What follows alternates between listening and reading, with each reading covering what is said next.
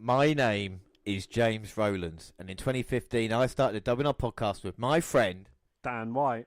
And every month we bring you the latest collections, newest content, 205 Live, and the crown jewel of the WNR NXT update. Also each month for the latest pay-per-views, and we are live not only for the Big Four but every takeover as well. Plus, in 2019 we go back 20 years and witness the Attitude Rise and WWE's demise. And right now we are ready for the biggest weekend of the year. The Hall of Fame, Mania, and tonight, NXT Takeover. The WNR are live.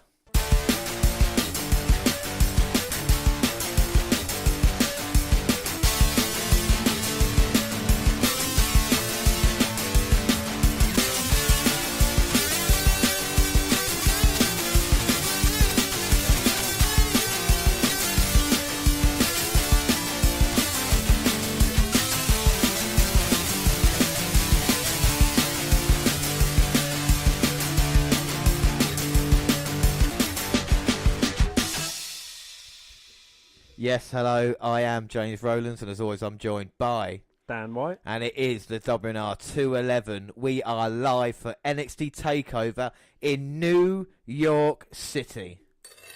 It is here that dreams can become realities. Bite my tongue, bite my time, wearing a warning sign. Wait till the world is mine. You should see me in a Johnny Gargano against Adam Cole. The winner will walk into the history books as the new NXT champion. NXT TakeOver New York. But before we do anything, let's start with the alternate intro. And in New York, concrete jungles where dreams are made of. There's nothing you can't do now you're in New York. These streets will make you feel brand new. Big lights will inspire you. Let's hear it for New York, New York, New York. And of course, yes, if you didn't know, we are in New York City for this huge year. It was a weekend, now it's a week long, and we're starting live. Dan, are you excited for TakeOver here tonight? I am very excited. There's a few big matches that have the chance to be absolutely amazing, and I don't think I've been let down by an NXT TakeOver event yet. No, not at all. And this is the thing, they always deliver, no matter how we build them up. And of course, we're going to have games. We're going to have shout-outs later on. We're going to run through the card. But let's start down with a bit of NXT news. Yes, fans from around the world will descend upon New York and New Jersey region for a week-long lineup of festivities for WrestleMania week, and it includes the following events. We've got the New York Yankees batting practice on April the 2nd at the Yankee Stadium. WWE superstars such as Braun Strowman, Natalya and Titus O'Neil visit Yankee Stadium to interact with players and take part in batting practice prior to their game versus Detroit Tigers. Yeah, well, WWE superstars EC3, Lacey Evans and Ember Moon with Johnny Gargano will visit the Hackensack Children's Hospital on April 3rd, while WWE Women's Tag Team Champions Sasha Banks and Bayley and Steve Cutler with the rest of the Forgotten Sons will visit the Brooklyn Children's Hospital. Also, the Special Olympics Unified Basketball game on April the 3rd. WWE, an international partner of the Special Olympics, is hosting a unified basketball game at the Patterson Boys and Girls Club. And superstars such as Big Show, Ricochet, Casey Catanzaro and Dana Warrior will serve as honorary coaches. WrestleMania Access Thursday, April 4th through Monday, April 8th. And fans will come up to their legends and, of course, the superstars that they want to get their autographs and pictures with. We've got a Susan G. Komen Zumba class that was on Thursday at the Newport Centre Mall. Superstars such as Carmella, Titus O'Neil, James's favourite Mojo Rawley, and WWE Ambassador Dana Warrior will lead a Zumba class at the Newport Centre Mall in Jersey City to raise awareness and funds to support Susan G. Komen's mission of investing in breakthrough research to prevent and cure breast cancer. Nia Jax, Braun Strowman and Dana Brooke will be at the New York Jets uniform reveal on April 4th. WWE will host paediatric patients from Hackensack Children's Hospital at Montefiore for a kid superstar reveal at the Hard Rock Cafe, co-hosted by Chief Brand Officer Stephanie McMahon and announcer Renee Young. And then, of course, New York Stock Exchange closing bell. That was today with Charlotte Flair, Rey Mysterio, and Titus O'Neil ringing the closing bell. Also today, they had the Empire State Building lighting ceremony, and superstars Daniel Bryan, Becky Lynch, Bobby Lashley will participate in the ceremonial lighting of the Empire State. Superstars for Hope on today as well. One World Observatory, Stephanie McMahon and Ric Flair, Roman Reigns, Seth Rollins and the Bella Twins will be there prior for Superstars Hope reception. And of course tonight as well, like we say, it's NXT TakeOver. So this is where the action truly starts. We're going to bring you a live Hall of Fame special tomorrow night. And of course we'll be live again for WrestleMania. So that's what we're really looking forward to. But we talk about like kind of extra content on the WWE Network and what's come. Basically, WWE have announced a shed load of stuff to go around. There's some live matches that will occur at WrestleMania Access, running from Thursday, April 4th through Monday, April 8th in Brooklyn. All 5 days of Access will feature some form of live action. We've got NXT versus NXT Alumni, which is on Thursday, April 4th. We've got Cruiserweights Collide, which is today, sessions 1 and 2. We've got NXT UK tapings for Saturday, April 6th, sessions 1, 2 and 3. We've got Brands Battle, which is 20 superstar battle royals, one for male superstars, one for female superstars. And then we've got the Women's Collide on Monday, April 8th as well. And one day after the female superstars main event WrestleMania for the first time, they will take centre stage at Access, and you can see NXT, NXT UK Raw, and SmackDown Live will collide. So they're all going to collide this time round. And we've got like Piper Niven versus Zelina Vega. I mean, what an awesome match that is. Do you know what I mean? That would be quite mad, yeah. And Toni Storm versus Nikki Cross as well. During Thursday afternoon's conference call with members of the press, Triple H spoke on if there are any plans for a follow-up to NXT TakeOver and how regularly fans can expect them. He said, yeah, there'll be announcements coming up on that shortly, Triple H confirmed. I don't want to step on my own announcements. We'll be going forward on the brand and thinking in the future. We should give them more exposure during this weekend. But it's such a big weekend, these things are planned a year or so in advance of the dates that you have to work with and everything else. But being in New York, I wanted to showcase that UK brand, and the Pete Dunne versus Walter match was a perfect opportunity to do that.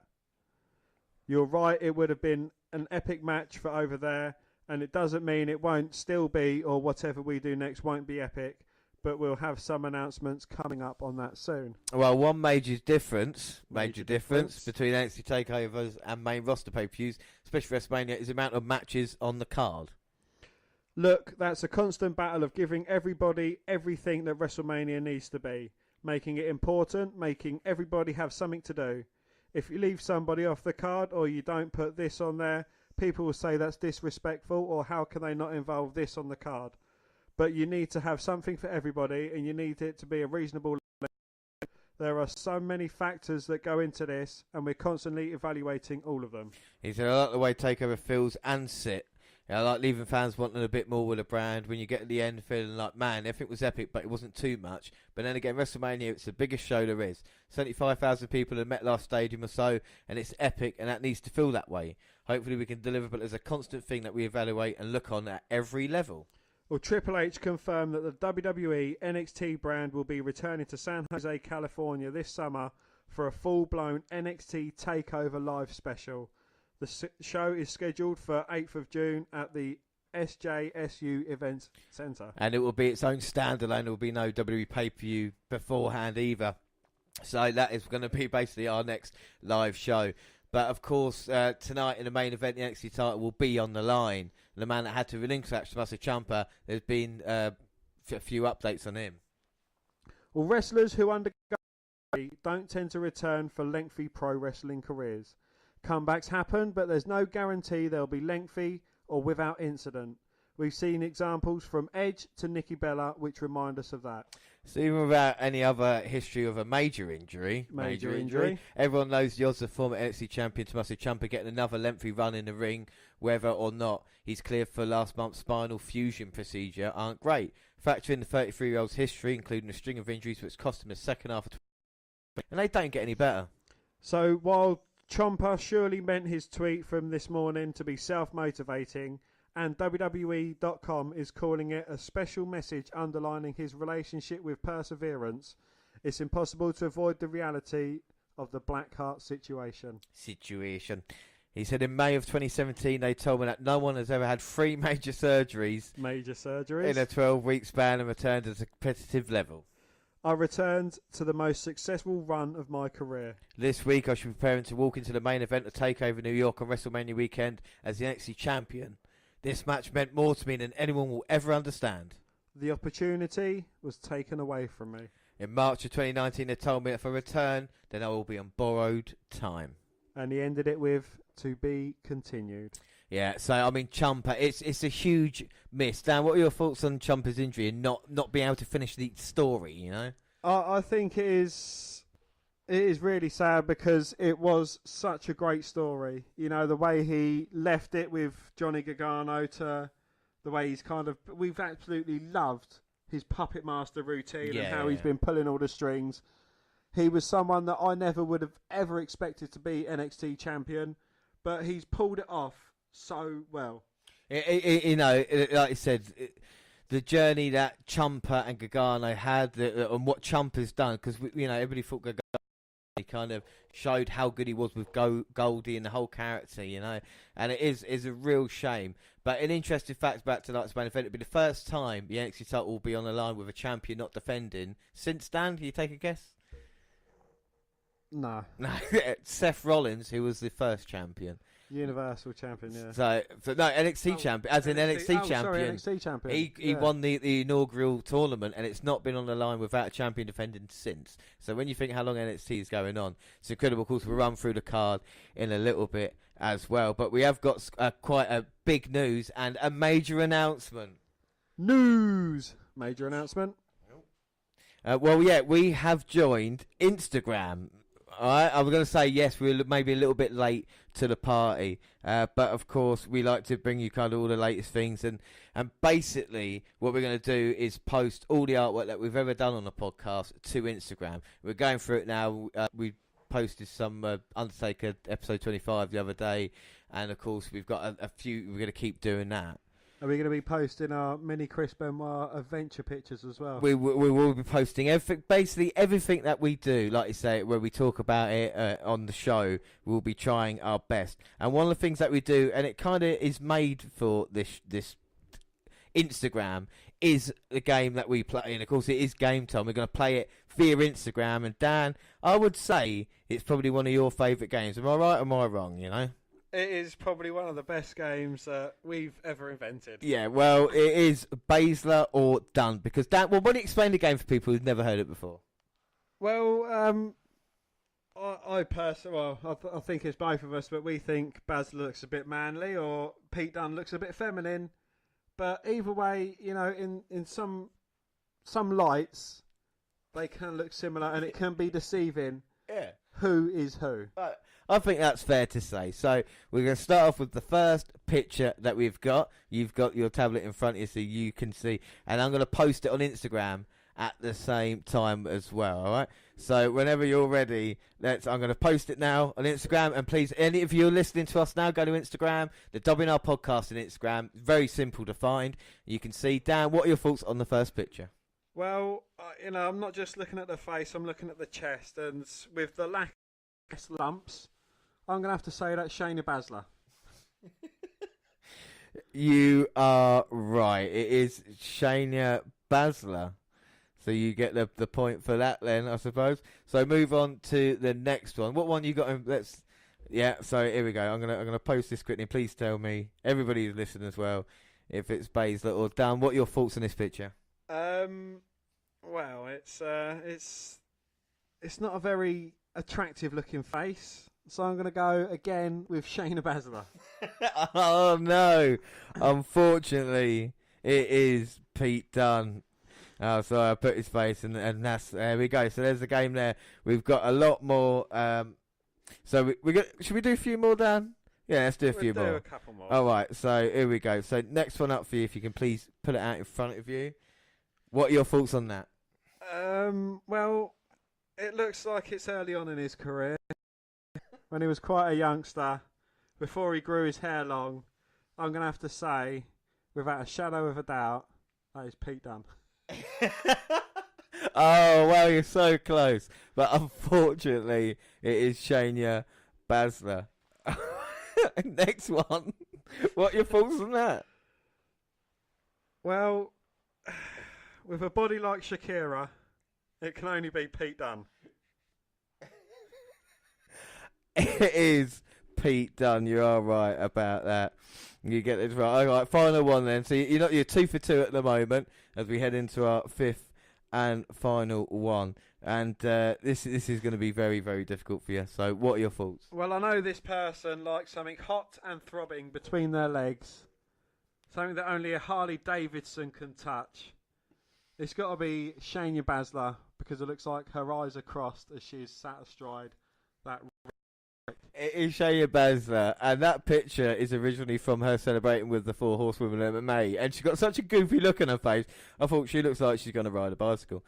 Sorry, not a bicycle, a motorbike, as I can get corrected now on Instagram. So we are there, like I say, we'll be posting up all the episodes and all the links, so we're live there at the moment if you want to let us know what is going on. But Dan, we're going to start early. Do you want to start with a masturbate? Oh, I haven't had a masturbate in a little while. You haven't had one since the live weekend where we were together. Oh, no. I mean, I think we should only have one, but it should be a big one. We should do the biggest masturbate we've ever done live on the podcast. And I think we will. So what a masturbate is, just in case people don't know. You know when a mummy and daddy love each other? No. Basically what it is there's a subject and we have a debate on it, and we have to agree on the other person. And it could be anything, and we're going to do this over the weekend. But we'll start with first, and it's going to be NXT or NXT UK. Now, Dan, I'll let you pick it. What one would you want to fight the corner of? I'm going to go for NXT. You're going to go NXT, all right, okay. So I'll go NXT UK, and we'll argue the fact. Now, I don't mind starting if you want. Go for it. Give me everything you can debate. Maybe not going to start as strong. I might just, and we'll fight back and forth. But, okay, why NXT UK is better than NXT, basically, is the question that we're asking.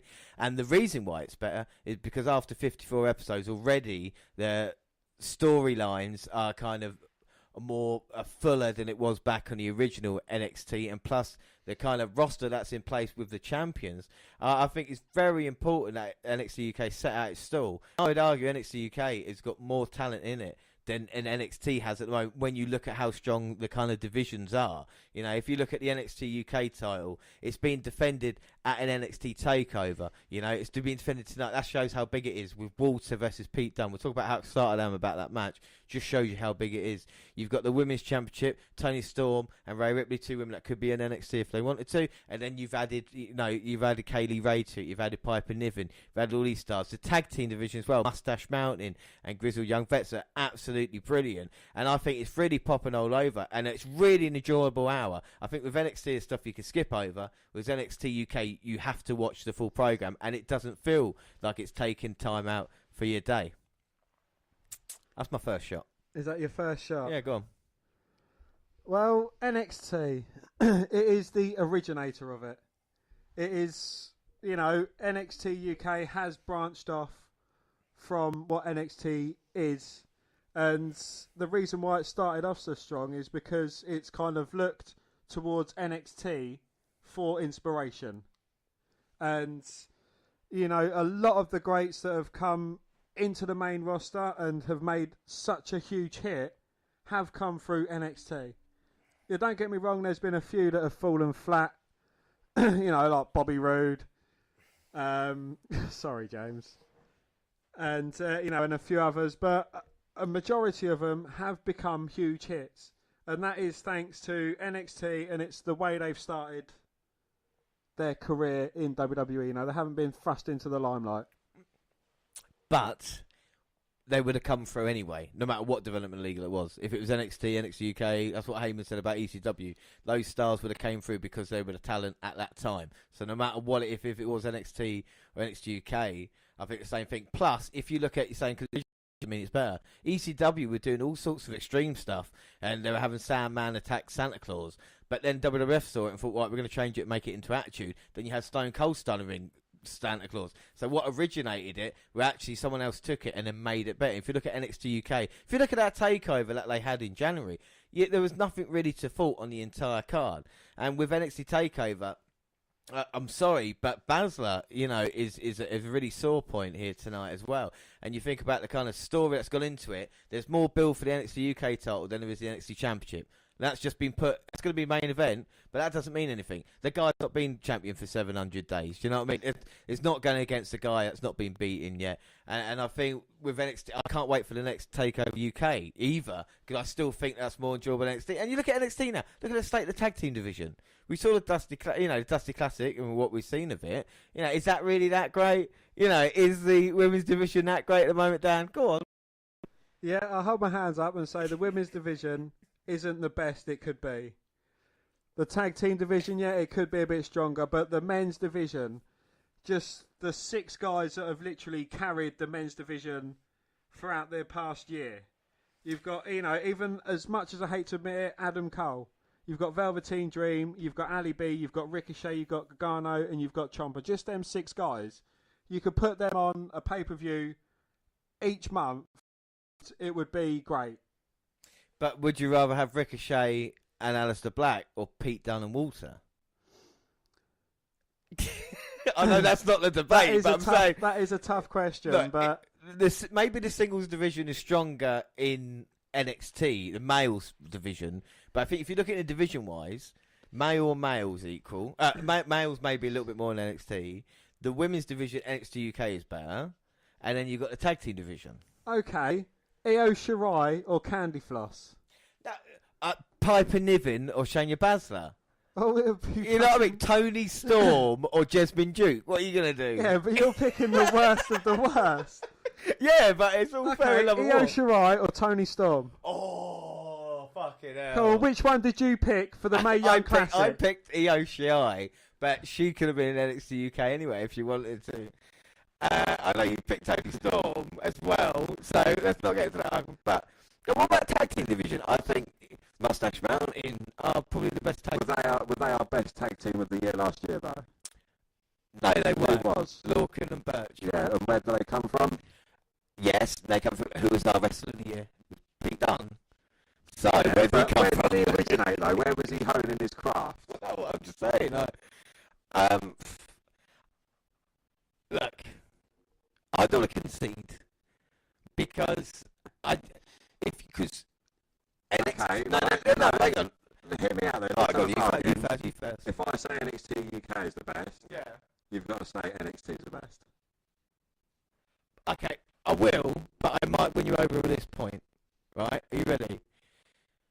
Imagine at the next takeover in May, if we had this discussion again, right? When conceivably you wouldn't have maybe Ricochet, you wouldn't have Alice, you might not have Johnny Gargano or Matt Riddle, you might not have any of those guys. You're definitely not going to have Black and Ricochet. Would you then say the roster in NXT is stronger than NXT UK when you've got Pete Dunne, Walter, and Tyler Bate and people like that against? Well, you're going to be taken out because you're not going to have Ciampa because he's out indefinitely. Ciampa's gone yet. Johnny Gargano, I don't think he can hold the brand alone. I won't be able to stand alone and say that undeserving era. Yeah. Because pretty much going to be thrust to the top of the pile with Matt Riddle fighting beside them or against them or, in some way, shape or form. But then, there might be new people coming through. Well, Keith Lee and Dominic Dijakovic. I mean, those are two great guys at the moment, aren't they? Yeah, but if you could send anyone from NXT to NXT UK, they chose to send Cassius Ohno across. Yeah, but they still. I mean, we've not mentioned not mentioned Noam Dar. We've not mentioned talent like that on the NXT UK roster, and it shows you how good NXT UK could be when a guy who's been misused or done anything with NXT can come in the NXT UK, loses to Walter. Don't forget, it doesn't come in with a win. He loses to the big guy, and then starts his kind of career in NXT UK the way it does. I think it's good storytelling. All right, okay. We're not going to get past this, so let's just say at the moment NXT is at the moment NXT's the best. NXT. Looking at 6 months down the line, and NXT UK get a couple of more additions, and then you know what I mean. When Piper Niven starts kicking off, but then you might have the resurgence of Chelsea Green coming through NXT. Well, you never know, you know. So we'll see what happens. Casey Cantazero. We'll see what happens with it, but I don't know. I mean, it'll be an interesting time because it's going to be a lot of changes, isn't it? The next year or so. Yes. It's just a shame we couldn't have an end to the kind of, like I said, the Gargano Ciampa story that we did. So we'll say at the moment, you know, is better. And of course, NXT takeovers, like I said, are never disappoint. Now we're going to run through the card and we're going to look at episode 36 NXT UK and episode 498 and 499 of NXT on the 27th of March and the 4th of April. And we start with Walter versus Dunne and NXT UK. Yes, well, we'll catch up with the full results for the WNR for April. Well, Johnny Saint and Skid Scala enter the arena and we are set to begin the contract signing between Walter and WUK champion Pete Dunne. Scala welcomes the crowd before introducing the challenger, Walter. Out next is the champ himself, Pete Dunne. Well, as Dunne reaches the ring, champion and challenger stay eye to eye, and Dan, you can feel the kind of intensity between these two men, can't you, you know?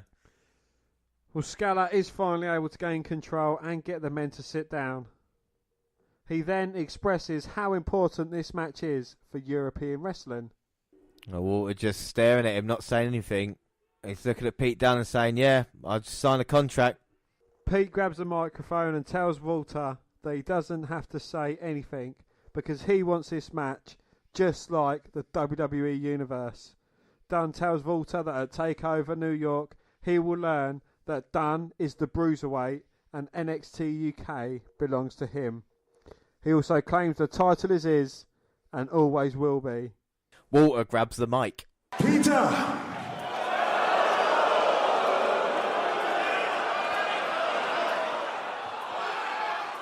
Don't look at me like that. You know exactly I could just reach over, grab you, and put you through that table.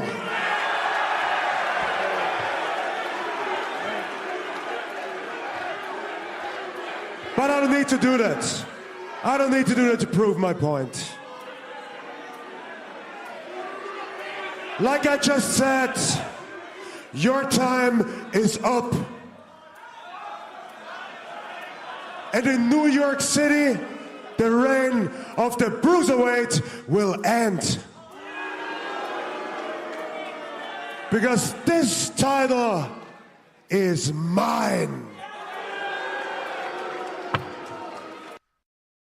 Drop. I mean, I have never been this excited. Well, I haven't been this excited for a match in God knows how long. So before I just spout verbal diarrhea, Dan, what are your thoughts on this matchup? I think it is going to be a classic encounter between two different types of wrestlers, but I think they're both going to be able to have an amazing match together because you've got just the brute strength and power of Walter going against the Bruiserweight, joint manipulation, very, very technical wrestler in Pete Dunne. Pete Dunne, who's held on to his title for 680-something days now. Yeah, 84, I think it was. Yeah, it's just an incredible run. You know, Enzo Moore is Cruiserweight champion and Pete Dunne was Don't UK even champ. fucking mention No, that but do you know what I mean? twice, Though? That's how long ago it seems. Ancient history for Enzo, but Dunne was champion. Like, I wasn't alive. I wasn't born for WrestleMania 3. But the thing is that I remember watching the event, and the thing that was so exciting about that main event in itself was it was a immovable object versus the unstoppable force. It was a guy, an Andre the Giant, who had never been knocked off his feet, never been slammed, versus a guy who was champion for 4 years. And I never thought we would have a moment like that again.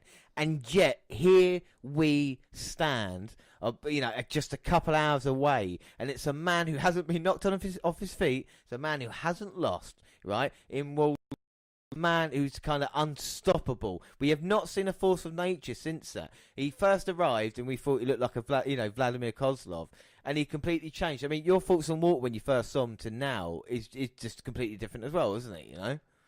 I don't know, once I just thought it was a man who had his name always in capital letters. Yeah, exactly, yeah.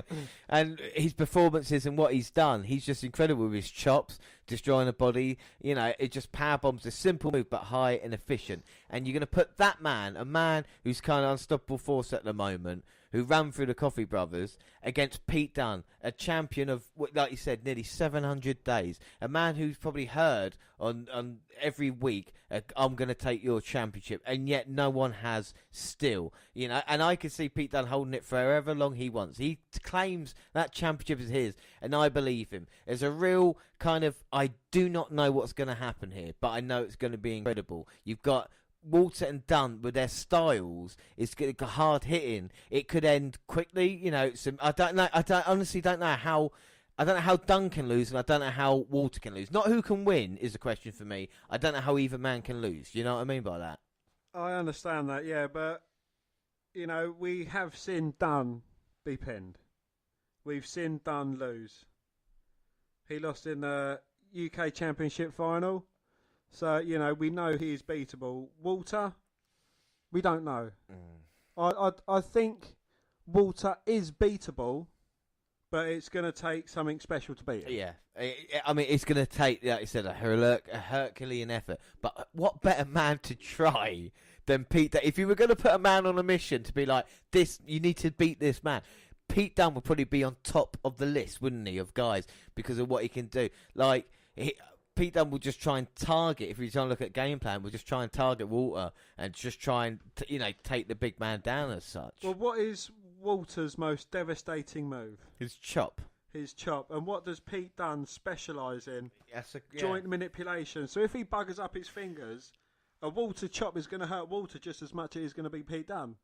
So, you can see how that these two are going to clash in the ring. The thing, yeah, if Walter comes on the attack early, Pete Dunne might never have felt power like Walter before. You know what I mean? Like he's heard about it. He's seen it in person. Like tag team match I had a couple of weeks ago. But when you finally get into the ring, and to have against that kind of beast in that way, it might be over for Pete Dunne. We just don't know. On the other hand, Walter, has he really been challenged yet? He hasn't, no. I wouldn't say he's had a true challenge. But, you look at the likes of Umaga. He went unbeaten for a while until he came up against John Cena, I think it was. No, yeah. Bobby Lashley? Bobby Lashley, and then, Cena was the next one. They've really fucked it with that in the end. But it's kind of, I don't know if they're going to go undefeated with Walter. Does he need maybe, to take away from him? But I just can't see Pete Dunne getting. I don't know. I just can't see him losing. It's weird. I can't. It feels like when we watch it, it's going to be like a boxing match, and it could go either. Yeah. Literally, could go either way in that way. Well, if Pete Dunne loses, it's the end of an era. Yeah. And if Walter loses, it's the end of a streak. Quite a short streak, to be fair, though. Yeah, but I mean, it's just such an impact since he's come in. To Dunne, I would be if Dunne. I'll say bitter end, wherever it is. I don't see him hitting a bitter end on Walter. I don't see. But then again, I've been proved wrong in the past. I mean, the only thing you can say is it's going to be an incredible match. And for me, probably the main event. I'm not going to lie. Like, out of all the other matches, this is the one that I've been desperate to see. I would pay money just to see this match alone. And I know some people are not NXT UK fans of NXT. And I don't know how can you explain what this match is to anybody that's never seen these two guys before? It is a hard-hitting man going against a technical wrestler. It is like, I I don't know, Chris Benoit going against Andre the Giant. It's just and who would you back in that one? It's like you said when Hogan faced Andre. That's the only kind of comparisons or someone that. But Dunne has got so much, like you said, more technical nows. But it's just going to be one of these matches that I mean I'm going to say this now, and I might be wrong, but it's probably going to be in the top 5 of most people's match of the year. People have probably never seen this before. This will be NXT UK's kind of coming out party, because if the crowd get behind them in New York, which I think they will, then it would be an incredible atmosphere. And to see these, just the intensity when you saw them going face to face as well, and what we can expect. We've seen Pete Dunne on NXT Takeover and on NXT in America. They haven't yet been exposed to Walter. Exactly. So I think that is going to be a massive experience for them, and it does have potential to be match of the night, if not match of the year. And I think there's a couple of other things going into it as well, because we've never seen these two men strike yet. You know, they've not laid a finger on each other. It's kind of been a kind of mutual respect throughout. Even with Walter's debut when he first showed up, said to Pete Dunne, like, "This, I'm going to go." He faced him straight on and said, "You're the man I'm going to take out." Didn't attack him from behind. Didn't anything like this. And I think as it went on, Dunne kind of respected that himself as well, you know. But who asked for the match at Takeover? It was Pete Dunne, wasn't it? Exactly. So, you know, if you're going to say you're not afraid, calling out the man who wants your title is saying, "Look, you want it? Come and fucking take it." Well, if you knock on Batman's Batcave, you know, and you'd be like, "Hey, you're home," he's going to answer, you know. I'd be more surprised that you found Batman's Batcave. Yeah, I was trying to think Superman. I was like, well, there's no way you're going to get the Fortress of Solitude. You know? So, you know. But that's what I'm saying. For me, it's like it's two superheroes in the kind of way of, like, I don't know which way it's going to go. And the last time a wrestling match did that to me was God knows how long. Whereas I didn't know what was going to happen in it. I don't know what to expect. But like I said, it should be really good. So should we do a few shout-outs about this match? We've got a couple of shout-outs, yeah. Travis Guzman. If Walter doesn't beat Dunne, who will? The man has been champion nearly 2 years. If Walter can't beat him, I don't know. I honestly don't see to get the job to who would be next. Who would be next in line? Even if Walter does beat Dunne, who would be next in line for the championship against those two? Who's ready in NXT UK? Like, you wouldn't have Joe Coffey in there, would you? You wouldn't really. I don't think anybody. Can't really push Tyler Bate again. Jordan Devlin, he's been on a bit of a run in NXT UK. Exactly. I know you're not the biggest fan of his. He's got big head. And Travis Banks as well, you know. But the thing is that you have to somehow get them on that level, because it's going to be a tough task either way. You know, like I say, if Walter can't get the job done, then Dunne will hold the title probably for as long as he wants, unless someone from the main roster wants to give it a shot. Because at the moment, Dunne is so comfortable where he is. And like I say, to come into his home, yeah, he's travelling to New York, but where did he win the UK title? He won it at a Takeover in America. So Dunne is comfortable. This is Walter's biggest match. You're going to come out lights. His biggest moment, going against a man who hasn't been defeated or hasn't lost his title and been champion for 700 days. Well, he showed up at NXT Blackpool when Pete Dunne retained his title, and he's had his eyes fixed on Pete Dunne. He's not let Pete Dunne out of his sight. I mean, this is a story that could go on the whole year, as in, I don't know who would be next in line for the championship, but Charlotte Tuttle said 1 minute of silence for Pete Dunne's chest. Yes, and rest in peace, Pete Dunne's chest. Oh, it's going to be nasty, innit? I mean, both of these men are going to mark each other up, without doubt. And Jay King seems confident in the chop, and he says Walter is walking out NXT UK champ. Well, if we were doing betting odds, I would say Walter would be favourite. But in this past week or so, for some reason, I feel Pete Dunne might be edging closer in the betting as well. I think Dunne would be as champion, he'd probably be the underdog. But I think he's been... There's something about Dunne's attitude recently that I'm, quite... I don't know, there's something about it. I'm a betting man, and if I was to put a tenner on Pete Dunne to win, it'd return 50 quid. So it's 4-1 odds. Yeah. Or 1-4 odds. So, I mean, it'd be interesting, but obviously, we're really excited about that. But let's move on with the next match on the card. Well, the next match is War versus the winner of the Dusty Rhodes Tag Team Classic Final. Yeah, so we watched the Dusty Rhodes Classic Final. Of course, you try and find out no more contendership. But first off, thoughts on War Raiders. You know, we talk about a lot of other teams. What are your thoughts on War Raiders since they joined WWE and what they've done since then? I don't know. They're a bit hit and miss with me. They seem really over with the fans, but I honestly, in my personal opinion, I preferred Heavy Machinery. I thought that was a bit more entertaining. Yeah. War Raiders, they just seem too serious. I think, yeah, that's fair enough. Yeah, I could definitely see that. I think my problem for me as well is, have we really seen enough of them? You know what I mean? Like, yes, they've been going around, you know, beating a few teams. Apart from the Undisputed Era, I can't really think of that much of a high-profile matchup. Yeah, they look intimidating, and, you know, don't get me wrong, it was a shit-up match at TakeOver, but still, going into this one, it's like, yeah, you want to see more. I don't know if character development is the right thing or a bit more personality, but I think War Raiders are a good team, but they need good teams to go against, you know? Yeah, well, they've obviously had a bit of they had a few outside supporters, you know, before they came to NXT, and you know, I've not seen any of their pre-WWE matches, but they have a lot of fans. But again, I'd like to see a bit more on the Raiders. You know, what makes them tick? I know, obviously, they're after the NXT Championships. They've got them, but you know, what's next on the agenda for War Raiders? Well, and I think this is another thing I will say that I quite enjoy as well, in a weird way. Is the fact is that when it comes to independent wrestling and whatever is outside, yeah, there's a few people here and there, but when it comes to WWE, I might look at some people and be like, oh, that's a star, you know, that could be. But when it comes to NXT with you, sometimes the people, obviously the obvious ones, you know, but they've got to prove themselves to you to actually become something on NXT. And people say, well, what's your independence? Well, no, they've come to WWE, and the whole thing is you come to WWE to show that you can make it in the big leagues, and that means you have to start from scratch as well. So there's no point coming in, even with Ricochet, you know, oh, right, yeah, he's great, but he had to come in and then show how good he was and gain that respect as well, you know?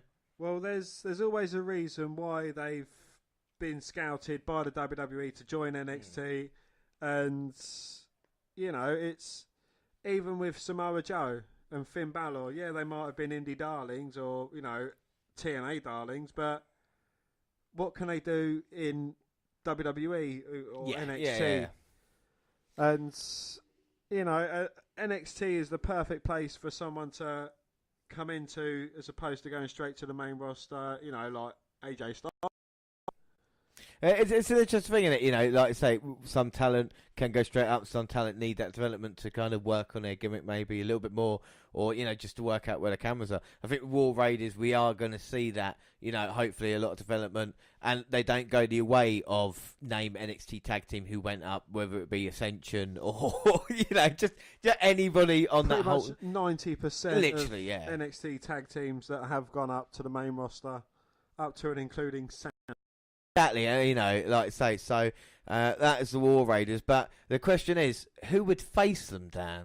Who? And we're going to watch right now. Well, it's going to be either Ali B and Ricochet or Black O'Shea versus the Forgotten Sons, Steve Cutler and Wesley Blake. And of course, it's the 2019 Dusty Rhodes Tag Team Classic Finals. American Dream.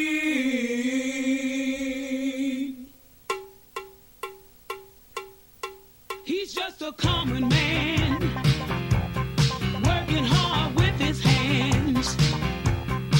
He's just a common man, working hard for the man.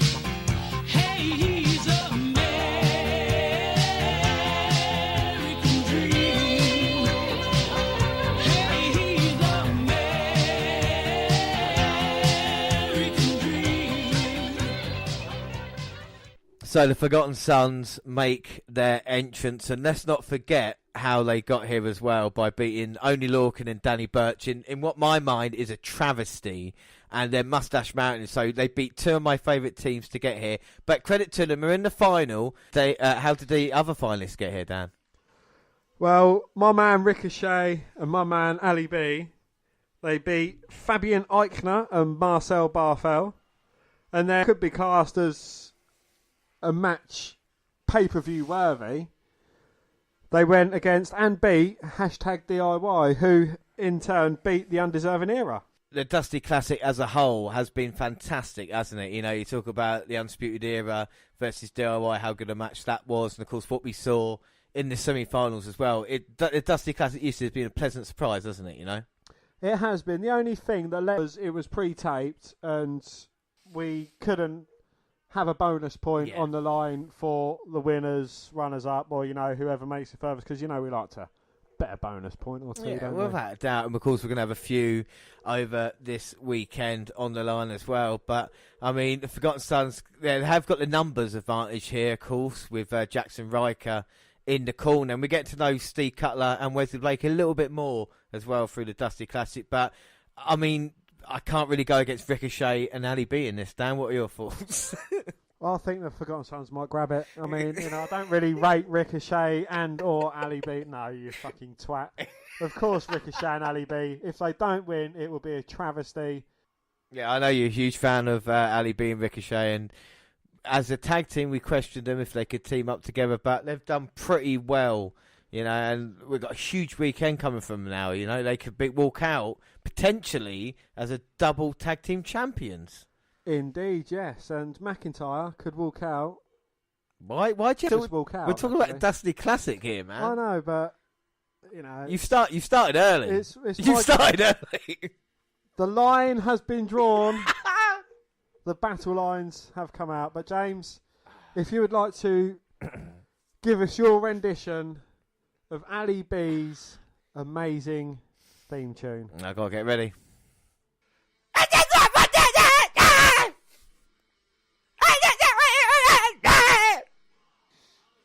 Master Black, he's brilliant. Like I say, I know you like him, and I would normally kind of cut him off, but I'm not going to.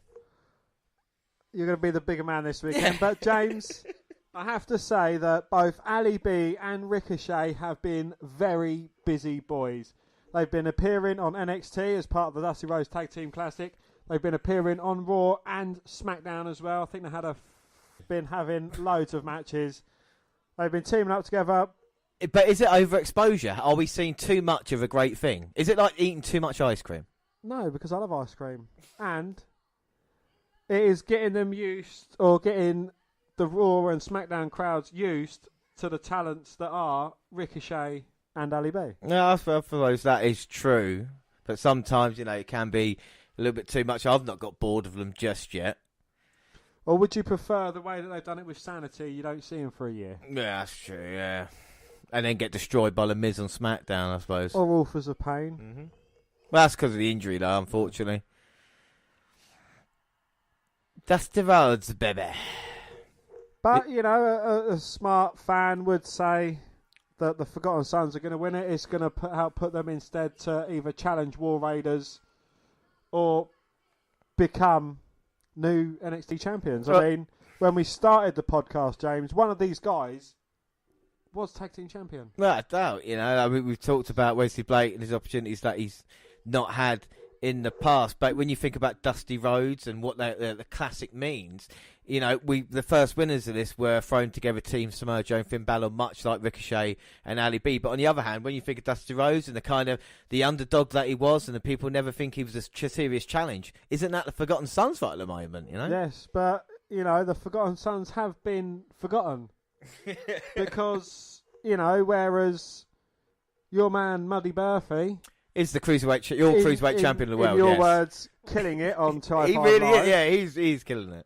You know, we've got Wesley Blake, who's kind of still doing the same thing he's been doing for the past nearly 5 years. Yeah, that's true. And, you know, it's talk about shape, and you got to feel like the person with the most upside potential is Riker, but we're getting things started here now. Bell rings. And immediately Ricochet and Ali B clear the ring. They look up for this. I mean, they've been teaming together for a little while now, so they kind of get the way each other work. So, you know, they could be a tag team to be reckoned with. Well, you talk about can two great individuals become a great tag team, when we are seeing that, and look, with the amount of matches they are teaming up together throughout, every single brand. They are clicking, and you can see the success that they're having in the final. An opportunity gets the War Raiders. We spoke about them earlier, but they're just such a huge threat as well. But you would think maybe Black and Ricochet would be favourites based on their talent as well. Yeah. But Well, we've got a former NXT champion. We've got a former North American champion. We've got one half of a former tag team champion. So, they've all had a taste of gold nearly. Yeah, apart and from Cutler. we don't want to discredit your kind of Forgotten Sons either. Like there are a lot of upsides that they see, but as a tag team, the tag team division isn't the strongest as it's been on NXT in a little while. So the Dusty Classic to come in, Is that why they've had to team up 2 single stars? I think that's the only way. Plus with talents like these, if they're not challenging for championships, what are they doing? Do you know what I mean? So I think that's a problem as well. Oh, rolling through and doing a Matrix duck as well. They are both sublime talents. Yeah, both double nip ups and then taking Cutler. Oh yeah, Ricochet ducked it. He got kicked. Then Cutler came in, tried taking out Ricochet, who done a 619 and took him out in turn. And the action is just so fast and furious, I can't keep up with it right now. And the crowd are hot for this. Hot for this or hot for this team? Well, I think a bit of both at this moment.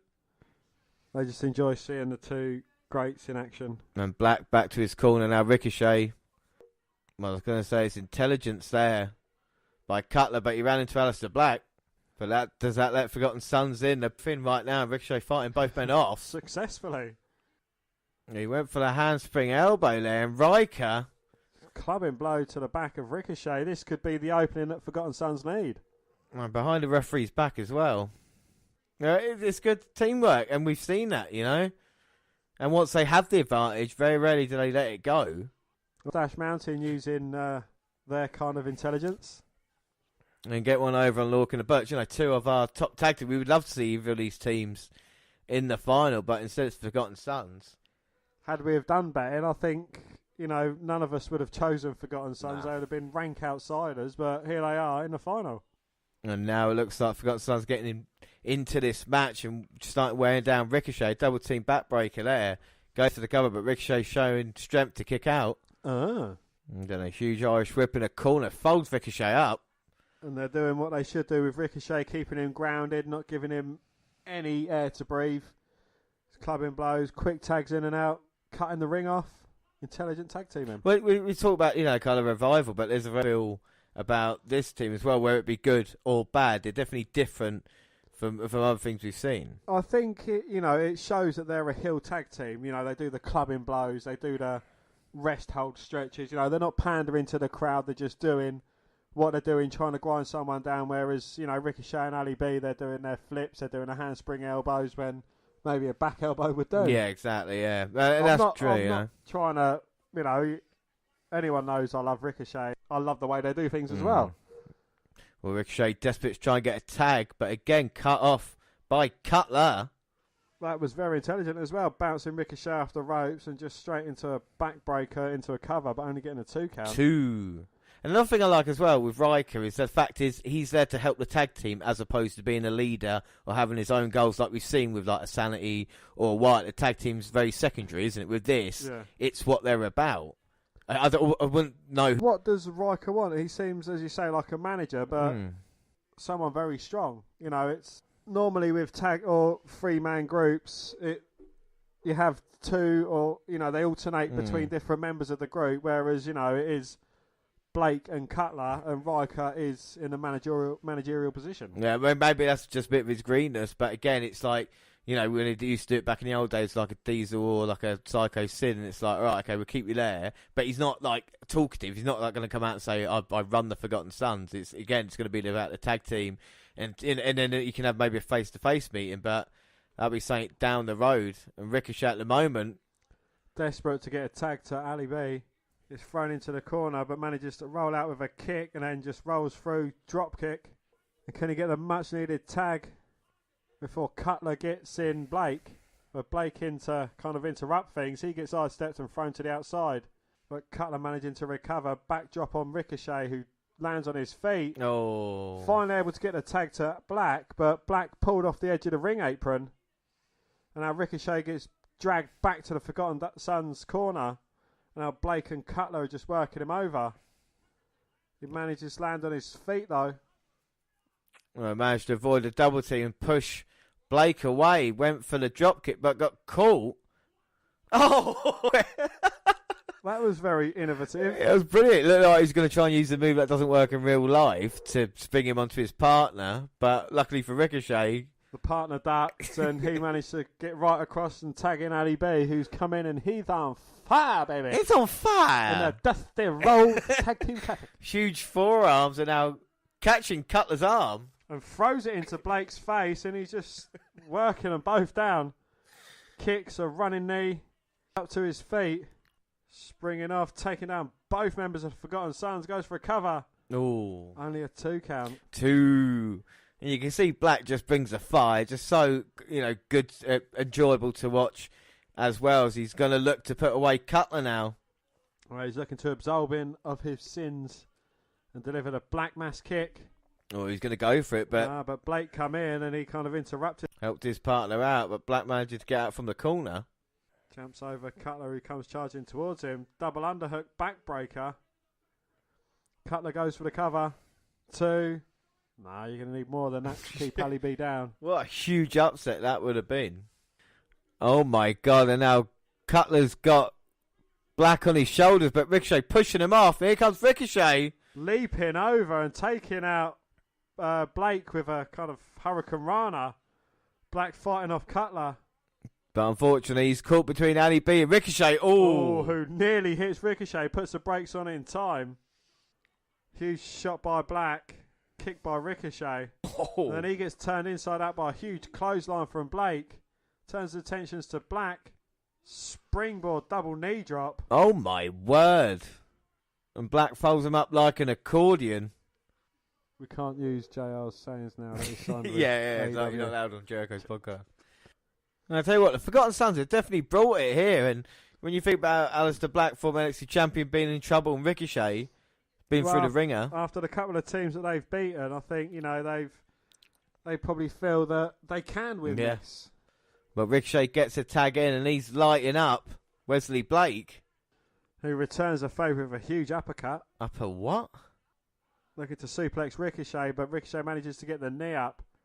And that's a bit of a stalemate. Both men trying to get a suplex. Did you hear him? It's yays and nays on the suplex. I've never heard a yay on a suplex. And Ricochet powers him up and manages to deliver a suplex, and the fans absolutely loved it. Well, I doubt it. He's so much more over than Matt Riddle. Hey, no. What? I'll get on to yeah, we get on to that. And now it looks like Ricochet going up. Oh my word, maybe go for Phoenix Splash, but landed on his feet, avoided the impact. Wow, deposited Blake to the outside. Now he's going to go up and try and take him out. No, Cutler comes in and cuts him off. Blake's recovered and just clubs Ricochet across the back. Now both men in a very precarious position. A reverse Rana attempt, but Ricochet lands on his feet. I don't know what was more impressive, Blake attempting that or Ricochet landing on his feet. And Blake's just realised he didn't catch Ricochet like he thought he did. A huge uppercut. Upper what? And a slap across the face. Ricochet picks up Blake on his shoulders. Oh, but Blake managing to fight out. Goes back towards the ropes. Ali B with a blind tag in. And a huge kick to the head. Ricochet with kind of like a backwards GTS. And a kick by Black, but Cutler pushing Ricochet to stop the count. And the match continues. And now Cutler going to go for a Ricochet out, but no, he reverses it. Ricochet and Cutler now fighting. Oh, Ricochet gets thrown into the steel stairs upside down. And now roll up by Blake. He might have it. No. Black managing to kick out. They get the tag in now. Does Cutler. Backstabber keeps Ali B there and a huge elbow off the top. Cutler with a cover. 2. Oh, Ricochet just getting in time to break it up. Ricochet just getting thrown to the outside. Blake with a tag in. He loads up Black. Oh, a buckle bomb, but instead of to the turnbuckle, it's to the knees of Cutler. Yeah, not finished yet. Got him in a reverse DDT, but Black fighting him off. Gets the knee up to the jaw, then a kick to the head. Cutler eats the knee after saving Blake. Wesley Blake loads up Ali B. He's going to look to put away Alistair. Oh, my God. It's like a powerbomb into a code breaker. Goes for the cover. 2. Oh, wow. Ali B had his foot on the bottom rope. Jackson Riker there pushing it off, but getting caught by the referee. And he is out of here. Oh, no. The advantage for the Forgotten Sons is done. Riker's sent out. Blake can't believe it either. That was their ace in the hole. And now he's going to try and powerbomb Alistair Black again. Black lands on his feet. Tries to go behind, gets caught with a blind tag in. That Black mass kick. And now Ricochet's going out to take out Cutler as well. Oh, my God. 650 splash on Blake. 1, 2, 3. And brilliantly done there. Like I say, Alistair Black playing the defence at the end and Ricochet getting the victory. What are your thoughts on that match? I thought it was absolutely brilliant. You know, I think if Riker was going to get caught, he should have done earlier because it didn't make much of a difference. You know, he got involved once with a common blow to the back, but that was about it. I mean, I don't know if they're trying to say like the Forgotten Sons would have had that victory maybe then, but again, it didn't feel like a vital moment, did it? Like, you know. No. But I still think it's great, and like Ricochet and Black, like I said, really bought it tonight. You know, like they gave everything they had, and it just feels like the crowd definitely behind him, even though it doesn't matter kind of what team they face. You know, this is the people this is the guys they want to see at the moment. But then we are talking about NXT fans.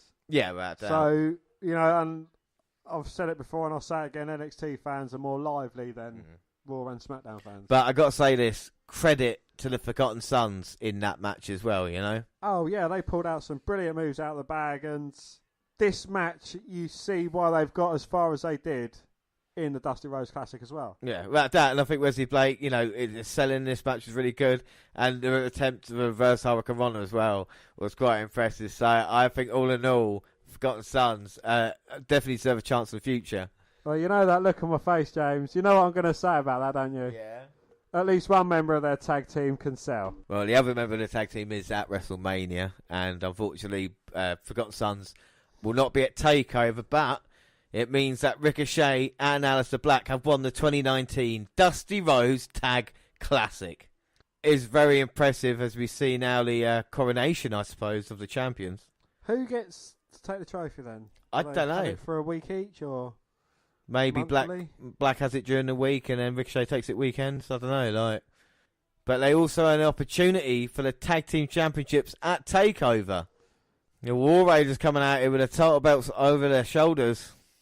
They've been sitting waiting for the winners of this.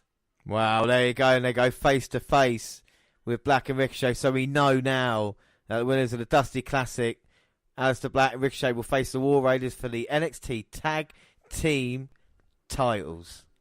And are you excited for that match, Dan? I think it could be interesting, as we've previously mentioned. Not too sure on what War Raiders can bring to the table, but we know exactly what Ali B and Ricochet can do. So I think Ali B and Ricochet probably bring out the best in War Raiders than any other team possibly could. Yeah. Well, we saw a great match with War Raiders and Undisputed Era, didn't we? So we know they can do well. And I think, like I said, with that talent, if it is, you know, Ricochet and Black's last match, as a lot of people are saying, then they are going to give everything they've got, haven't they, you know? So I think that would be quite exciting.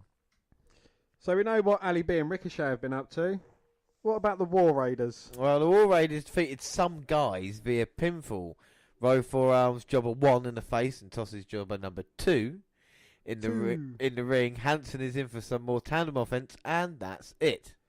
Well, Rhodes gets on the mic and says General Manager William Regal gave them an opportunity to make a statement to Dusty Classic winners Ricochet and Black ahead of New York TakeOver. Hanson says they don't have to listen, they can just watch. Then they call for another team. And War Raiders defeat Adrian Giroud and Cesar Bononi via pinfall. Well, the jobbers are thrown to the floor. Then a Hanson lariat to Bononi kicks off another squash. The highlight was Rowe powerbombing both Brazilians at once. Yeah, and I mean, don't get me wrong, there's some offence that the War Raiders do that really, really good. But like you say, I think they just haven't had enough time at the moment. I think the match, again, it's got potential to every match on the card, and that's what I like about it, potential to steal the show. And I think with Black and Ricochet involved, definitely a chance. I've heard rumours that they're just an up-to-date version of LOD. And what's wrong with that, eh? But lots of people loved the LOD, didn't they? So we shall see. We'll see if what can they do to win you round then? I don't know, just have another good match and prove themselves, if they do retain the titles, prove themselves worthy of being NXT Tag Team Champions. As we've mentioned, the tag team division isn't the strongest it has been in a while. But, let's hope that the War Raiders can prove that they are worthy of that title, and hopefully we see some more challenges coming through. This is the thing. Did the Dusty Classic help bring new teams into it? Possibly not. Yes, they put Black and Ricochet together, but... Well, they've kind of boosted the credibility of the Forgotten Sons. I think they've gone up in my estimation. Again, I'm a bit gutted that it's not 1 and 2. Yeah, I know, yeah, Lorcan and Birch. And Mustache Mountain as well. Yeah, so, I mean, it's interesting. I think this match, like I said, have a lot of potential on it. And we'll talk about shout-outs for the match as well and people's comments, basically. Yes, well, Khalil Williams says, don't worry, guys, they won't win your tag titles. Instead, they will win the SmackDown tag team titles. Oh, so a little warning for War Raiders there. Do you think it's a foregone conclusion here tonight, then, that Black and Ricochet are losing? Well, I don't know. Have we seen NXT champions going up to the main roster as winning SmackDown champion? I know, like we saw something similar with Kevin Owens when he was NXT champion going against John Cena, and I think Paige was the women's champion. She went up as well. You're right, but I think it would be incredible if. Do you imagine that moment if they won here tonight the tag titles, and then tomorrow Sunday? So I keep forgetting we're on a Friday night because of the Hall of Fame. On Sunday night, if they win SmackDown, you got that shot of them holding both tag titles. But even then, they might not even come out with the NXT titles. they might leave with absolutely nothing. Yes, and this is the thing. It's all up to chance. There's 5 championships on the line here tonight, and it means that people will be going home empty-handed. Abby Singh says 1 black mass kick and it's all over. Now, Dan, how strong is a black mass kick? Well, James, it is 1 octave lighter than a Volta chop. Oh, wow, that's impressive. Because I know you usually do the RKO scale of finishes and stuff like that. But nothing compared to an RKO. No, nothing compared to an RKO, but like how strong? Is it like a water chop? It is just below a water chop. So it goes RKO, water chop, Black mass kick. So about that's quite impressive. So if you get hit by that, chances are you're not getting up. But we have seen people kick out of it before, though, so we don't know. Well, as I say, we'll see. Chelsea. Your boy Savage says, oh yeah, they beat both teams of jobbers. We all know the result. Yes. Well, they say we all know the result. And yes, they did beat a team of jobbers. So that therein lies the problem, that you have to kind of build on the tag team division, Like I said, I'm still looking forward to the match. I don't care, Aleister Black and Ricochet, that level of talent involved, I think is going to be absolutely brilliant. And unfortunately, we have to move on and talk about the next match as well, which is for the North American Championship, of course. It's Velveteen Dream going against the challenger in this one, and he was in action on NXT. Yes, Matt Riddle was facing off against Kona Reeves, and circling, Reeves pops off a slap to the face, and Riddle rushes him into a corner.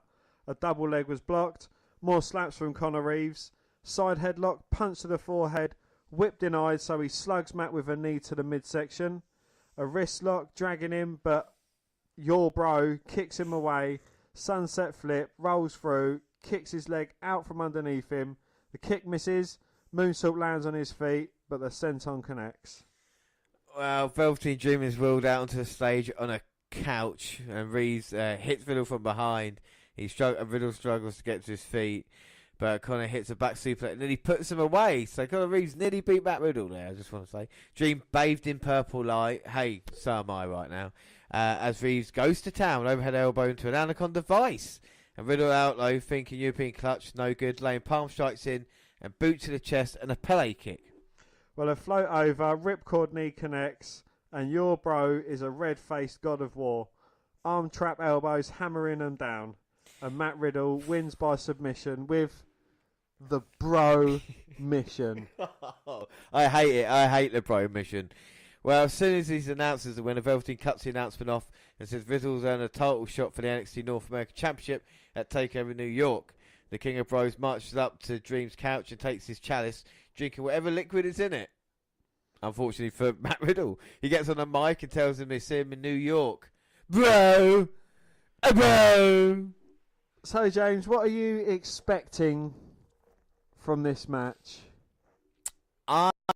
Weirdly enough, I'm expecting a great match because we saw it during the 5-way when Matt Riddle and Dream had the altercation. This is kind of when it originally stems from Regal saw it and said, well, let's have a North American title on the line. I think that it will be another great match. I think Riddle's getting an MMA fight. We know his kind of style, but we know he's quite good. And Dream always tells a great story. And if if Matt Riddle can't tell a story with him, there's no point, because that's what Dream does. He is. You talk about, old-fashioned wrestlers, kid. You talk about the Dream, and everywhere he goes, that's how he's built his career in NXT, of kind of the feuds and where it goes here. What interesting point about North American Championship? Has it been a good thing to NXT?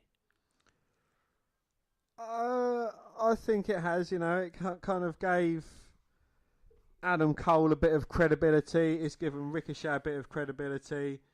And, Velveteen Dream, he's always come close to winning the big one, but never quite reached that plateau. So, maybe this was kind of like a possible step up for him, or is this match actually going to be considered as Velveteen Dream's swan song? Because we've said about Ali B and Ricochet potentially moving up to the main roster, but Velveteen Dream surely, don't call me Shirley, should be in that cut as well. And this is the thing that we've seen with Dream, that he's been ready for ages now, and yet and now they give him North American Championship. I think it's interesting. I don't think there's been a successful title defense, or if there has, it has not lasted long, your title reigns, when you consider what Ricochet was. Adam Cole was the first one to win it, wasn't he? And then it went to Ricochet, to Gargano, to Dream.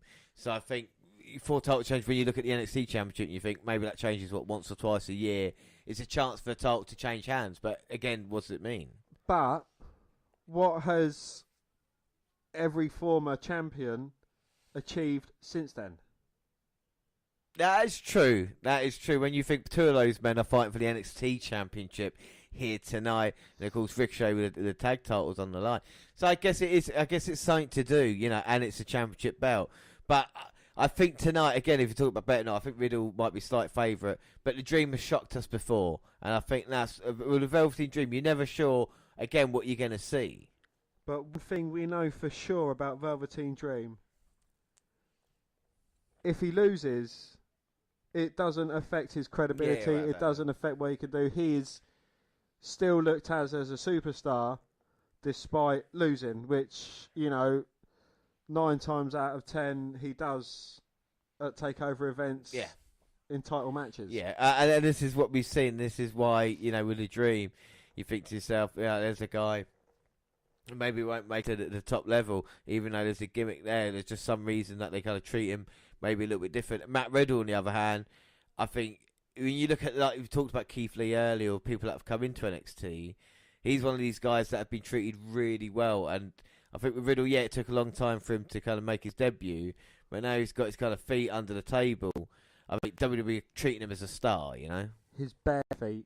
Well, that's another thing I don't like. But they had the network thing about him as well, which we reviewed. Rival, and I think with Riddle being involved here, he's kept looking strong. What are your thoughts on Matt Riddle? And don't just like him because I don't like him.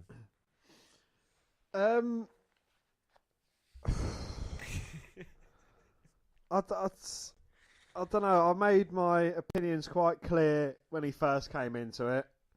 I thought he was a complete stoner, jock-looking douchebag with no shoes on, but I don't know. It's if you take away his personality, I think he's not a bad worker in the ring. Yeah. He has a certain style that he sticks to, and he's slowly growing on me. I just hate the way he talks and the way he acts. I think that's true, and I think that kind of gimmick is not going to work for him, and we've seen it not really work for people in WWE before as well. So I think that might have to change a little bit. More serious Riddle might work, but I think if he wants to keep that cocky attitude, a heel run for him would do it, and it give him a chance to kind of boo him. Are we really going to get behind him in that way? I think tonight the crowd will be more Dream than it will be Riddle. I think when you look at people like Ricochet and that, I think the crowd have really got behind him. Have the crowd really accepted Matt Riddle? Is he kind of, you talk about Garganos and your Finn Balor's. Is he really loved on that level? Well, he's got the bro, but what else has he actually got going for him? He just put bro in front of everything. That's his problem. Like, why don't you bro me, James? Bro off, I tell you.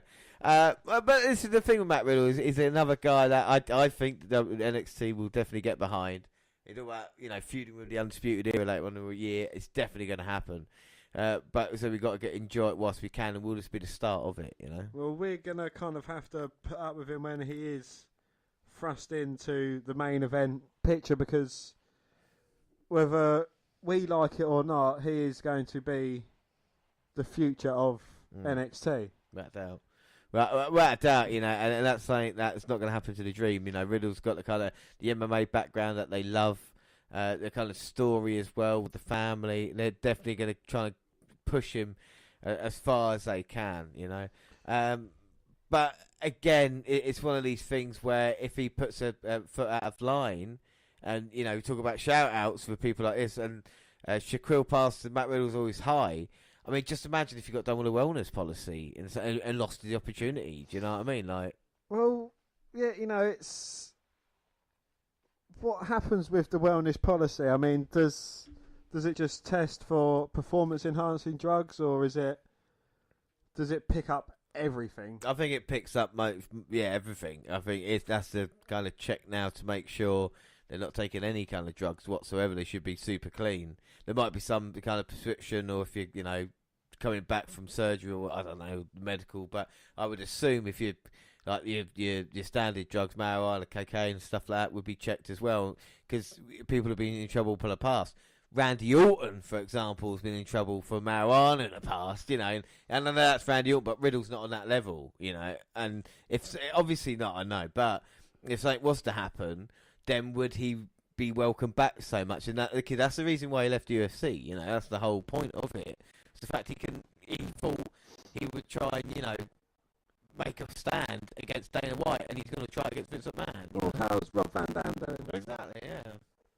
But and everybody like that, their views on it. Vince McMahon hates smoking in the first place anyway. So the whole point, if Riddle's trying to get that across, I don't think is sustainable, especially in the kind of market where WWE are. You know what I mean? When they're doing, all the stuff for kids, and with Riddle involved. But anyway, I think what's the next shout out? Well, Trevor Matish says Dream deserves a longer reign, and he thinks Riddle will lose and maybe win it at another takeover. Well, possibly. There is another takeover, like I say, coming up in a couple of months' time. So maybe the plan is something bigger to happen. My way of thinking is that if they're going to have a takeover in the next couple of months, is maybe the women's title, also not have a singles match, because it's been a fatal four-way now. Of course, we should say at this moment in time, WWE Network have got the NXT takeover kickoff show. Very sad Sam Rose, Russo and Pat McAfee. But I think more importantly, we've just seen two men arrive here tonight, Dan. Yes, we've seen Pete Dunne wearing a very fetching camouflage-coloured scarf, and we've seen Walter arriving, and both men look like they mean business tonight. Yeah, without a shadow of doubt. But let's go back to the North American Championship, because, like you said, Dream deserves a long reign. I think it would be cool, but again, I like the difference between the title reigns. of changing up because you need something different every now and again. You know, you can't just have a champion who holds it for that amount of time. Move on to the next one. Tim Blanca. So the King of Bros versus the Prince of Purple. Say bro. Bro. I think I will say. Don't get me wrong. I'm always a fan of Purple-Headed Warriors. You know, I think they're brilliant. And, you know, the King of Bros. A nickname really is going to work. I've spoken enough of the North American Championship. What are your thoughts on it? Do you think it would be a good match? What do you think of the styles? I don't know. I hope it's a competitive match, but I don't know. I think it would have the potential to make Matt Riddle look strong. Yeah, I think. Right, yeah. You know, if anyone can make him look strong, it will be Velveteen Dream. I think that's true. I think there should be a great story told here tonight. So we move on to the Women's Championship. And, of course, we all know about that on the line. It's going to be Shayna Baszler defending against Io Shirai, Kairi Sane, and, of course, Bianca Belair. But over on NXT, we had some developing news now. Yes, Aaliyah and Vanessa Bourne versus Katie Catanzaro and Lacey Lane. Yeah, and Lane and Elia, or Nymph, as I like. Allow a handful of hair and a slap, tagging Bourne in, double one-handed bulldog into cover, and no good. But Nymph cuts the Lane off with a kick and throws her back inside Lane, right hands into the corner. Tag made, wrenching Lacey's neck over the ropes. For Bourne hangs her up in a modified trio and kicks her back repeatedly. Headbutt connects, tag to Nymph, and they work her over. Culminate with a seated senton as Shayna Baszler comes out and her horse ladies come down. So when I'm getting really into a match with Nymph in it, who's one of my favourites, Baszler is coming out here, you know, and referee Jessica Carr, again, respectful official, tries to restore order as Nymph and Bourne leave and Baszler kicks Lane out of the ring. So the end of that is, well, I believe Casey Catanzaro and Lacey Lane win by disqualification, presumably. Yeah. Mm-hmm. But a Karafuga clutch on Catanzaro, but she slips away. Double drop kick on Marina Shafir and Jessamine Duke. But when she comes back to Baszler, she gets taken down into the Karafuga clutch for good. Shayna stands tall, holding her NXT Women's Championship up. The Queen of Spades goes to the commentary desk and says this is going to keep happening for standing on the desk to raise the title high. You see, why do you have to get involved in matches? Why don't you leave it alone? So let's see what happens in our next match. It's Bianca Belair versus Kairi Sane. Ends in a no contest due to interference by Women's Champion Shayna Baszler. Fuck's sake. Well, she was ruining a great match between two future champions, and Baszler attacks from behind. Oh, and Baszler has to ruin yet another match. Not just Baszler, James. She's not come alone. We've got Jessamine Duke and Marina Shafir to join her. God almighty. I mean, Baszler put herself in this problem, and then what do you think she's going to accomplish? Yes! Io Shirai comes down to save her, though. Come on now, taking out all three women, and now Belair recovering, going after Baszler. Kairi Sane's got hold of Jessamine Duke at the moment.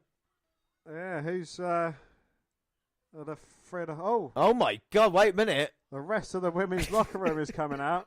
Well, they're trying to break up this fight. You can see Mia Yim. And you know it means something if all the locker room comes out. It's not just trainers, EMTs, referees. It is the fucking locker room. Wow. Absolute chaos at the moment. And all thanks to Shayna Baszler. Or was it Pete Dunne? Wait, we don't know. Shouldn't he be preparing for his match against Walter? And look at that, trying to get Baszler outside the ring. And Belair now got hold of Lacey Lane. And she's got the gorilla press. Oh! Throws her down on all those people. But Io Shirai catches her with a huge uppercut. Upper what? But up her chin. She's not finished. Io. And Io going up. Oh! Takes down everyone at ringside. Like Skittles, they fell. And Io Shirai stands tall and alone. My God. And what an altercation. No, who's coming around them stairs? Well, Kairi Sane's in the background. Kairi Sane knows what the treasure feels like.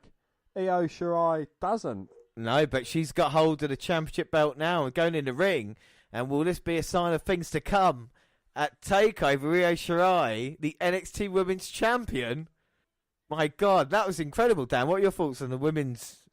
It does make it seem a bit more important when the whole locker room comes out. My main point and what I'd like to see is what's going to happen between the Air Pirates, i.e. Io Shirai and Kairi Sane. I'd like to see what happens between them. Are they going to? Is it going to be like one of them against Baszler, one of them against Belair, and then, are they going to have a big coming together? Well, no. I mean, it's exciting about that as well, isn't it? And I think it does bring that when you see Baszler. I don't know why she keeps creating trouble for herself as well, but hopefully she'll get a comeuppance come Takeover because she's going to have to face Kairi Sane, Bianca Belair, and of course Io Shirai. So, James, who would you like to win this fatal four-way match? I tell you, anybody but fucking Shayna Baszler. Don't get me wrong, I was a huge fan of Baszler going back last year, or a couple of years ago, even when she kind of this one-woman wrecking crew, and I like that, and she showed a little bit of weakness, when losing to Kairi Sane in the Mae Young Classic final, but she responded from that, and ever since Jasmine Duke and Marina Shafir come along, it kind of dragged her down, which I really not liked about her. And she's just boring me now with what she's doing. I think that's my problem with her. So can you not help but think, with the fatal four-way rules going on, that outside interference it won't be liked, but it could happen? Yeah, but I was thinking the other day, right? When's the last time a title changed hands in the fatal four-way or something like this? I can't remember the last time it changed. Triple threat. I'm sorry, but they're different. But for multi-man matches, the champions usually retain anyway. Do you know what I mean? So I think with Baszler here, especially with Takeover being in a couple of months' time, that sets up someone perfectly to kind of dethrone her properly, as they should, and I think Baszler needs to be kind of stopped, and I think Sane and Shai are two perfect examples of doing that. Blair, don't get me wrong, has impressed me in recent weeks, and we've seen, kind of strength and what she can do, and the story told in the last Takeover match with her not getting pinned or tapping out, but do you know what I mean? It's still, I think, the Shai is saying, who would you like to see as women's champion? Personally, I'd like to see Kairi Sane again. Yeah? Yeah. I think she's a very good athlete. Her character is absolutely brilliant. And I'd kind of like Shayna Baszler out of the picture for a little while. But the thing is about Baszler, as a heel character, to change it to kind of, I can fight anybody to, I need this group of people, to changing it every now and again, I can beat these people here. But if you look at the story of this match, she created the problems herself. There was going to be a number one contendership match, and to find out who would face her. She got involved in that, and Regal turned into a fatal four. So she made this trouble for us. And is that an intelligent thing? You know what I mean? An intelligent thing to do. And I think that's my problem, not just with the style of wrestling that she does, but the kind of character, the way it's coming across, is trying to be like 3 or 4 different things, which doesn't really make any sense. She's yet to find her feet yet. She's been around for over a year now. Yeah, without a doubt, and I think with Shai, there's definitely something special there. And I think with Sane as well, she's kind of got, something definitely likeable about her, Well, anyway, we've got a few shout-outs regarding the Women's Championship. Austin Kowalski says, Kairi is too precious.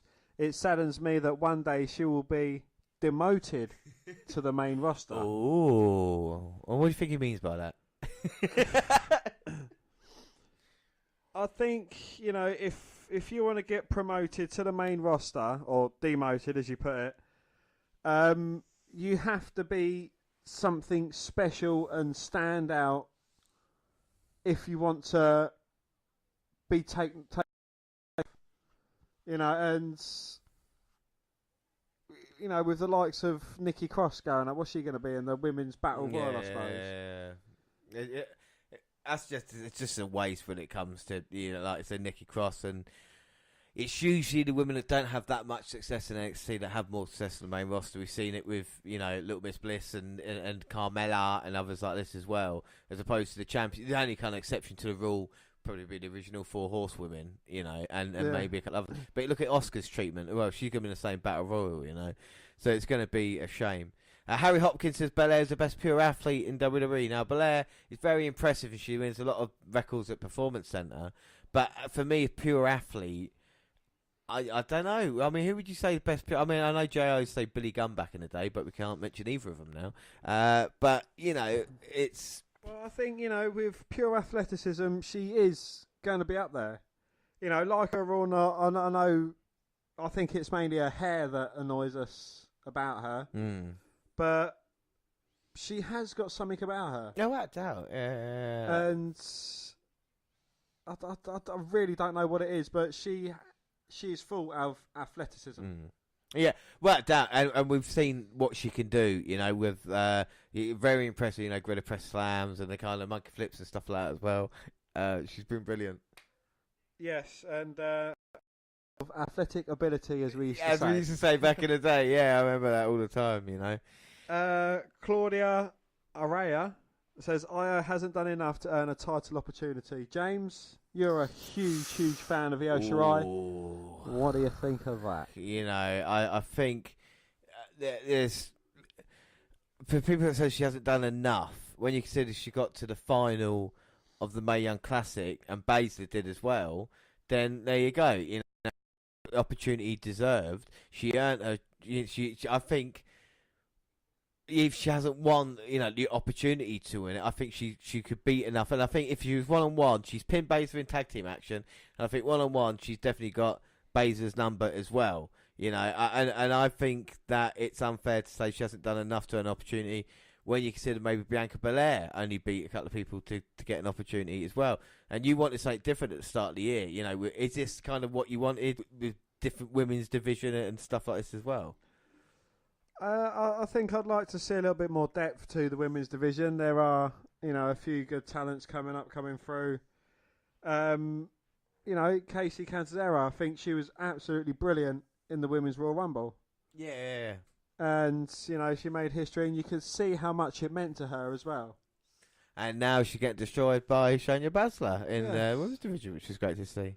Well, James, this is the shout-out that I think we've both been dreading. When are you guys going to realise how good Baszler is? And that is from Robert Frank. And now, I was always told you can never trust a man with 2 first names. That's a fact. You know that. But, I mean, I'll be frank. Baszler is not a bad worker, but she's got a lot of bad habits. And I don't like the cat. So that's my opinion. Yes. That's all I'm going to say. Well, as has been mentioned before, from the start, Baszler was good. She seemed like a force to be reckoned with. She seemed like someone that could be good. But putting her in a stable with Jessamine Duke and Marina Shafir, it's kind of made her look weaker. And, it's not really credible having her looking weak. Exactly. So, it's the thing. And maybe one day we'll look back and go, no, wait a minute, she's fantastic. But at the moment, I think, putting a great performance here tonight. And, we might change our tune in a few years' time. All right, so we move on to the main event. Of course, it's changed over time from what it was. Triple H came out and basically made the NXT title match at TakeOver. It was 2 out of 3 falls. Johnny Gargano, then Adam Cole won a fatal fight as it was to get the opportunity. So the NXT title is on the line. Well, Adam Cole makes his entrance and gets in the ring with the NXT Championship belt on a pedestal, admiring it before getting on the mic. He says last week he outlasted 4 of NXT's best when he pinned Ricochet for the right to go challenge for the vacant title against Johnny Gargano. He could give a million reasons why he's going to win the title, but first and foremost he wants Johnny to come to this ring and face him like a man to find out exactly what he's in for New York. Well, Gargano obliges, coming to the ring and sitting on the top turnbuckle while the crowd exchanges dueling chants for both guys. This goes on for a long beat before Cole pipes up and says, he doesn't need the crowd's support, to which Johnny says he loves the Johnny Wrestling chants and asks Adam to list those million reasons for him, telling the crowd to get their cameras and start taking footage because Cole is at a loss for words for the first time ever. Does Cole realise that he's in for the fight of his life at TakeOver now that Johnny's path to the title goes through him? And at Barclays Centre, he's going to show him why they call him Johnny Takeover, baby. Cole asks if they're supposed to intimidate him, pointing out that Gargano's record means it would be more appropriate to call him Johnny Participation.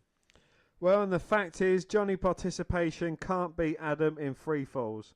He can't even beat him in 1 fall. And Cole recites his accolades as proof of this. He's earned all of his success and proved that he won the contenders match. And what has Johnny Takeover done to earn this title match? Gargano questions this notion that he hasn't earned anything, but didn't debut into a top spot. Well, his story started in June 2015 as his tryout when he was told no, he wasn't good enough to be here. Undersized, doesn't have it. He heard it all for 15 years, but he didn't take no for an answer and fought for one chance. And that chance came in the first ever Dusty Rhodes Tag Team Classic, where he was thrown to a makeshift tag team with a guy he barely knew, Tommaso Ciampa. Well, 2 unsigned indie guys told to go and prove themselves, and they fought for their freaking lives. After that was said and done, they left. No contract and no promise for the future. But the thing is, he was invited back again and again and again. And why? Because every single time he showed up, he poured his heart out in the ring. He fought so hard that they chanted Johnny Wrestling. Well, he realised for himself, he fights for everybody out there who's been told they weren't good enough, and he earned every spot, earned the tag titles, earned his career back, and he earned the NXT North American Championship. He's earned everything he has because this place in his life. He wasn't handed a top spot and a group of conies to fight his battles for him. And he wouldn't change a thing about these past 4 years because it's made him appreciate where he's going. And he'll fight to fulfill his destiny, and Johnny Wrestling will finally become NXT champion. Well, Adam goes to leave and turns around in the aisle, getting back on the mic. He says Johnny's story is so inspirational, like a Lifetime movie before his eyes. But here's the deal. Scratch, fight and claw all you want. But when they leave New York, Adam Cole will be NXT champion. And here's why. Kyle O'Reilly, Bobby Fish and Roderick Strong roll up on the stage. And Cole says Triple H was wrong when he said their match would be the end. It will be undisputed. Undisputed Era pose on the stage. And an interviewer caught up to Candice LeRae to ask her about her husband's big match on Friday, or tonight. She says she's excited for him, but she has her own dream to be WWE champ. She's going to be watching the Fatal 4-Way. Aaliyah and Vanessa Bourne roll up to tell Candice she's a loser like her husband. LeRae says she'll start earning a woman's title shot by knocking Nymph on her boogie ass. Aaliyah storms off to throw a hissy fit, and Bourne says she won't take that from Candice. Probably one of the pre-takeover matches that we'll get to see. Yeah, so I mean, this is what they're kind of showing with the story involved there. So there's not been a lot of build for the NXT title match, you know, Adam Cole and Gargano. But what are your thoughts about it, Dan? What do you think is going to happen? Well, you know, both of these guys are solid workers. Johnny Gargano has featured in Match of the Year candidates. He's got a bloody award named after him, you know, the Johnny Gargano Award for taking most punishment in a match. Punishment. We know he can dish it out as well. And now he hasn't got Tommaso Ciampa as a thorn in his side for a little while. You know, it's not a good thing not having Ciampa around, but it might be a good thing for Johnny Gargano not having him around. You know, the strings have been cut. He's no longer anyone's puppet. He's free to go out and do whatever he wants. He's not being manipulated no more. And, you know, maybe Johnny Freedom will win the title. Well, you know, and it's an interesting story. I think we've got to see the kind of coronation of Johnny Gargano at TakeOver to be champion, and then he would become the first man, I think, in NXT history to be Grand Slam or Triple Crown champion, you know, winning all 3 titles. But Adam Cole needs a big win, you know, and I know you don't like Adam Cole. But go on. Wouldn't the first man to win the NXT title out of these 2 first Grand Slam champion? Because hasn't Adam Cole held the NXT tag titles in some right as part of the Undeserving Era stable? I'm sure he had a match He might have done involving- free bird rule or something like this.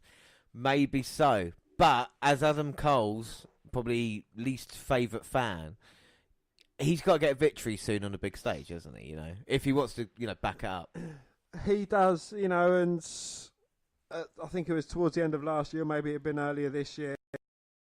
Been a while, but he did say that all of Undeserving Era are going to hold gold at the same time this year. Yeah. So, I mean, Undisputed Era no one in the tag team scene at the moment.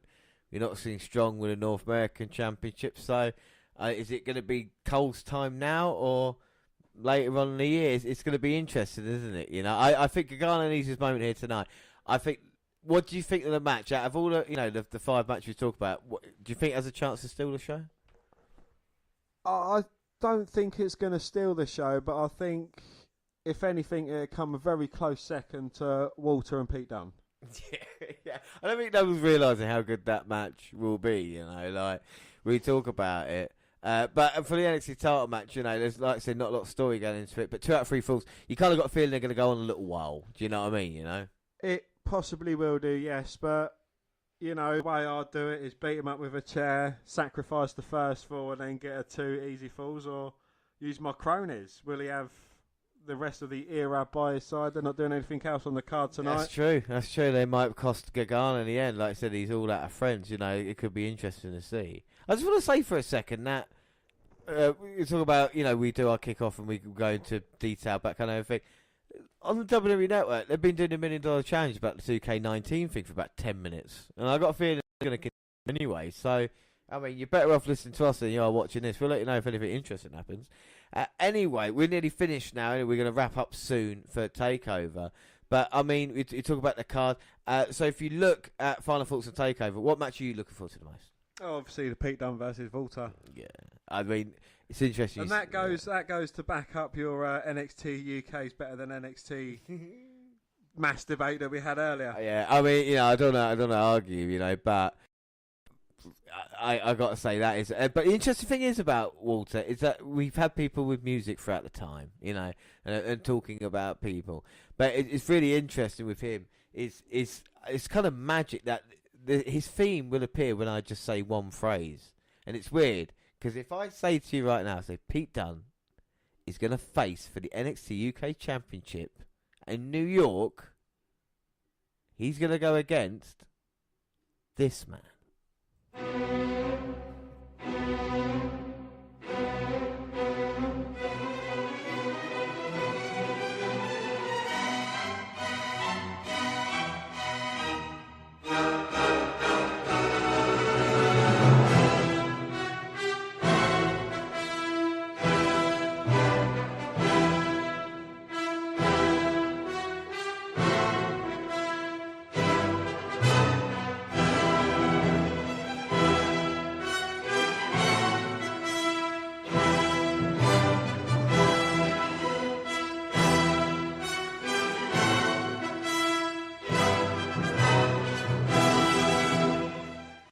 And if that doesn't get you ready for Pete Dunne versus Walter, then nothing will.